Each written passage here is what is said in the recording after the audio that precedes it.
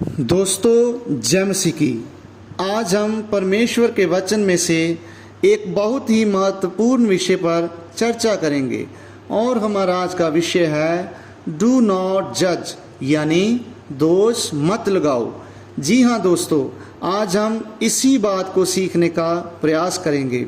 दोस्तों, आपने देखा होगा कि अक्सर ही लोग एक दूसरे के बारे में कुछ ना कुछ उल्टा सीधा बोलते रहते हैं। कई बार आमने सामने, कई बार पीठ पीछे, तो कई बार मन ही मन में।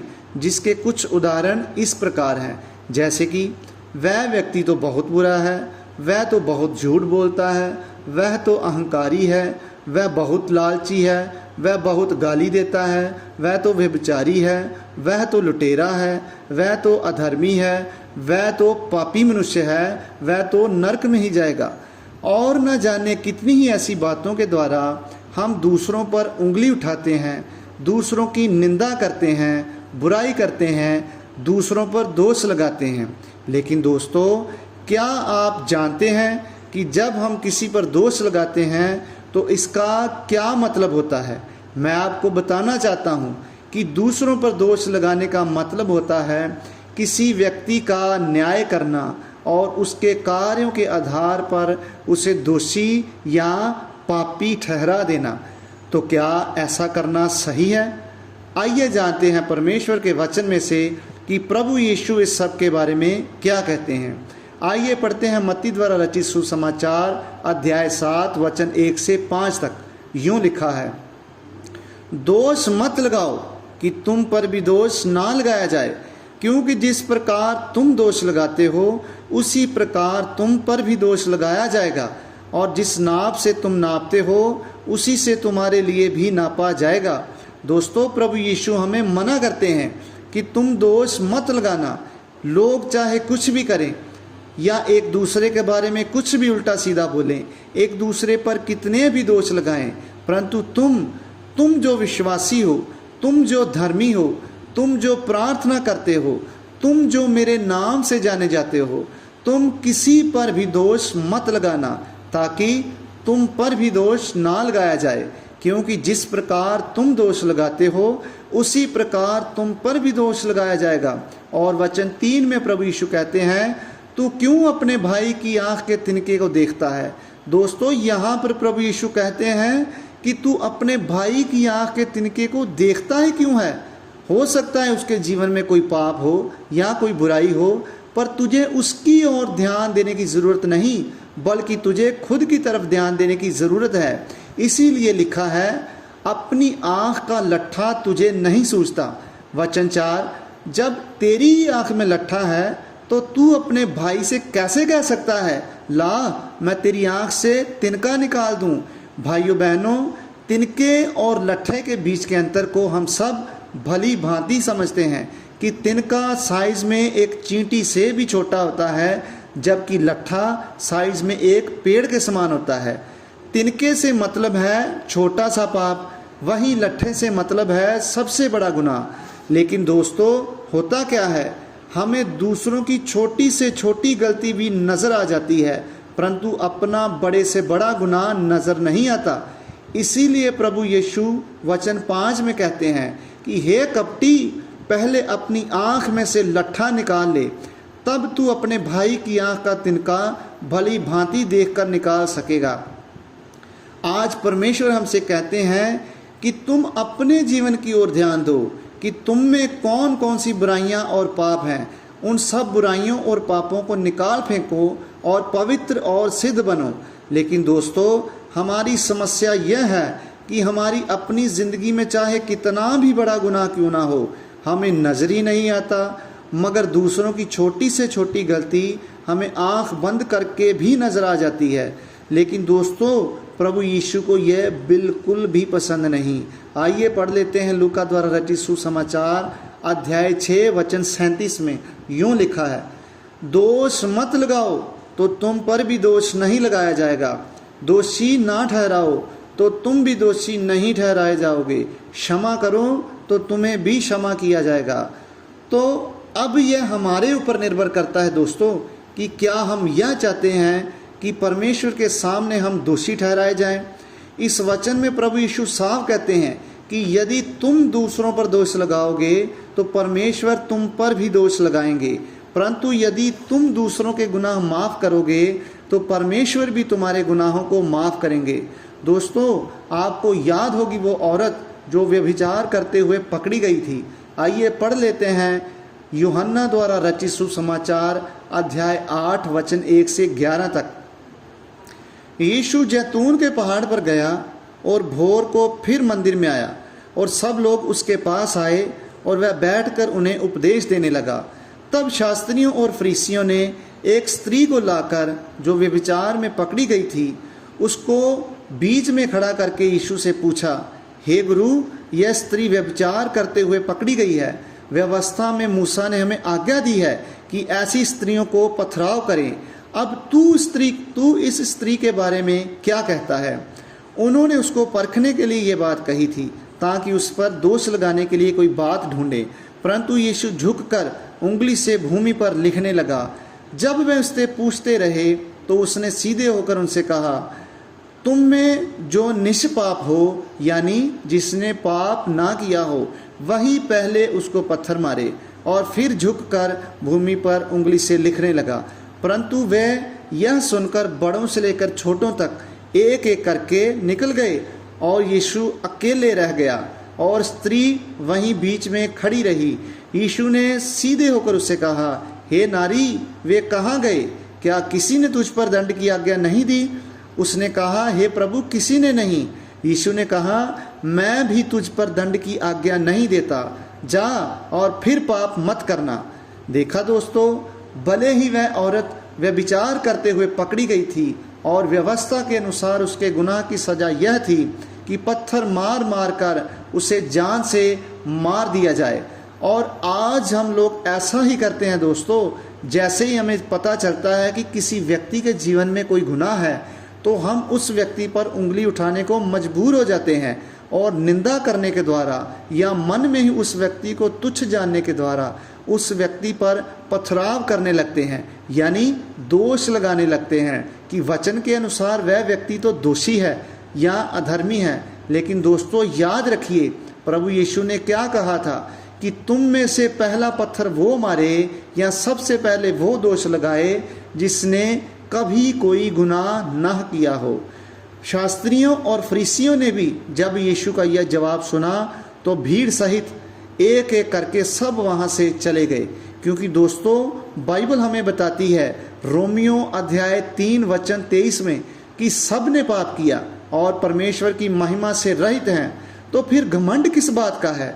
क्यों हम खुद को धर्मी और दूसरों को अधर्मी ठहराने में लगे रहते हैं?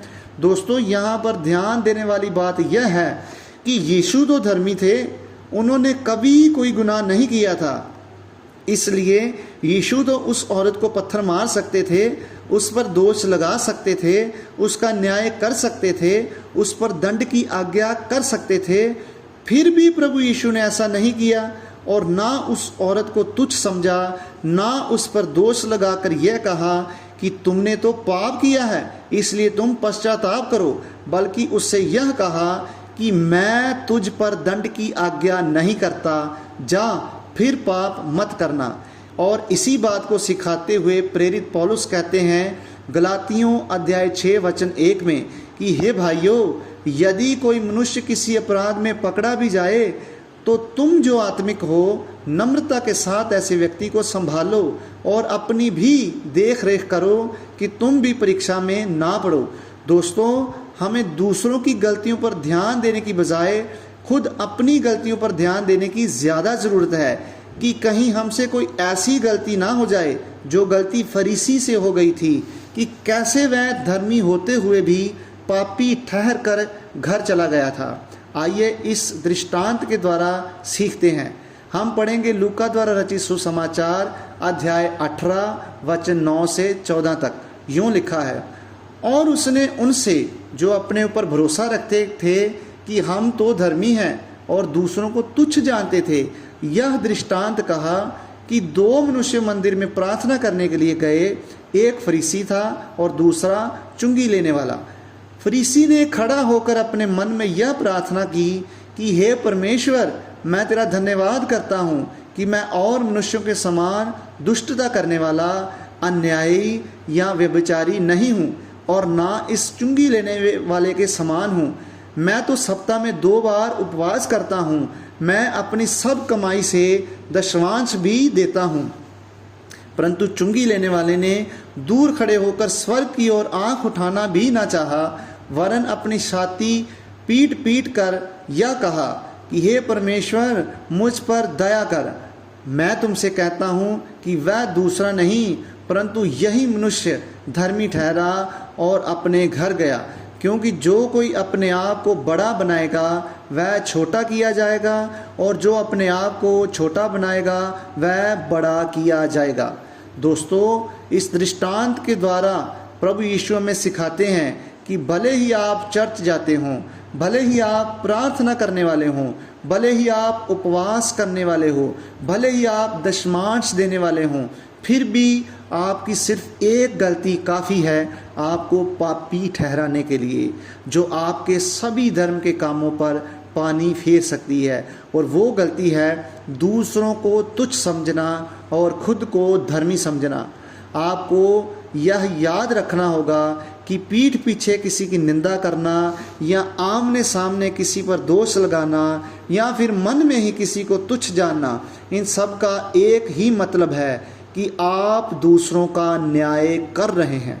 तो आइए कुछ और वचनों को पढ़ लेते हैं। याकूब अध्याय 4 वचन 11 और 12 यूँ लिखा है, हे भाइयों, एक दूसरे की निंदा ना करो, क्योंकि जो कोई अपने भाई की निंदा करता है या अपने भाई पर दोष लगाता है वह व्यवस्था की निंदा करता है और व्यवस्था पर दोष लगाता है। इसलिए तू व्यवस्था पर चलने वाला नहीं बल्कि व्यवस्था पर दोष लगाने वाला ठहरा। व्यवस्था देने वाला और न्याय करने वाला तो एक ही है, जिसके पास बचाने और नाश करने की सामर्थ्य है। पर तू कौन है जो अपने पड़ोसी पर दोष लगाता है?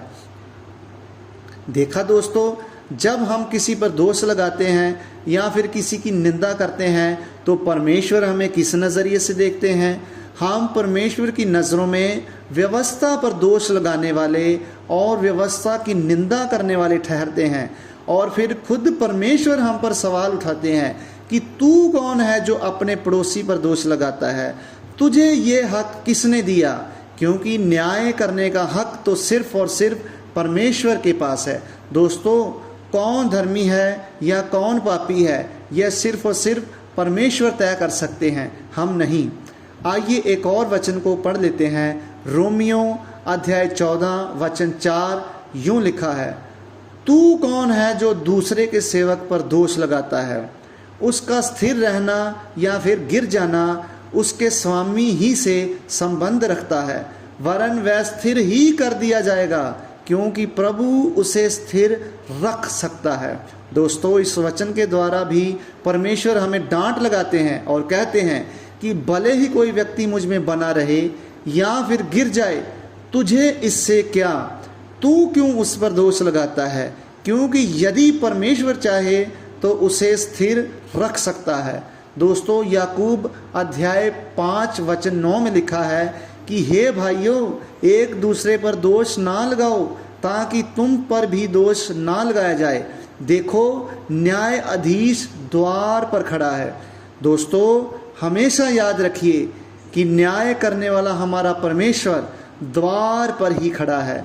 वो हमारी सब बातों को सुन रहा है, हमारे मन को जांच रहा है कि हम दूसरों के बारे में क्या बोल रहे हैं या क्या सोच रहे हैं। पहला कुरिन्थियों अध्याय 4 वचन 5 में लिखा है कि इसलिए जब तक प्रभु ना आए समय से पहले किसी बात का न्याय ना करो। वो ही अंधकार की छिपी बातें ज्योति में दिखाएगा और मनों के उद्देश्यों को प्रकट करेगा। तब परमेश्वर की ओर से हर एक की प्रशंसा होगी।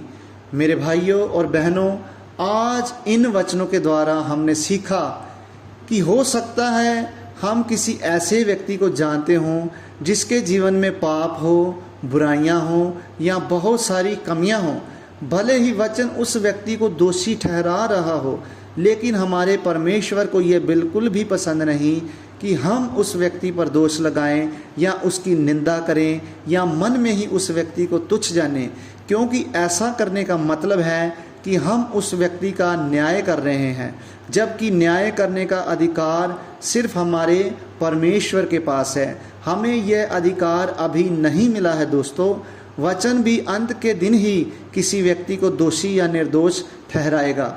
आप पढ़ सकते हैं इस बात को यूहन्ना द्वारा रचित सुसमाचार अध्याय 12 वचन 48 में।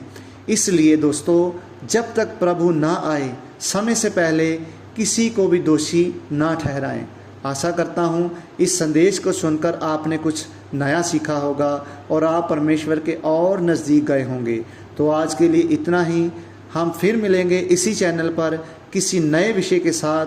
तब तक के लिए आप सबको जय मसीह की। परमेश्वर आप सबको आशीष दे।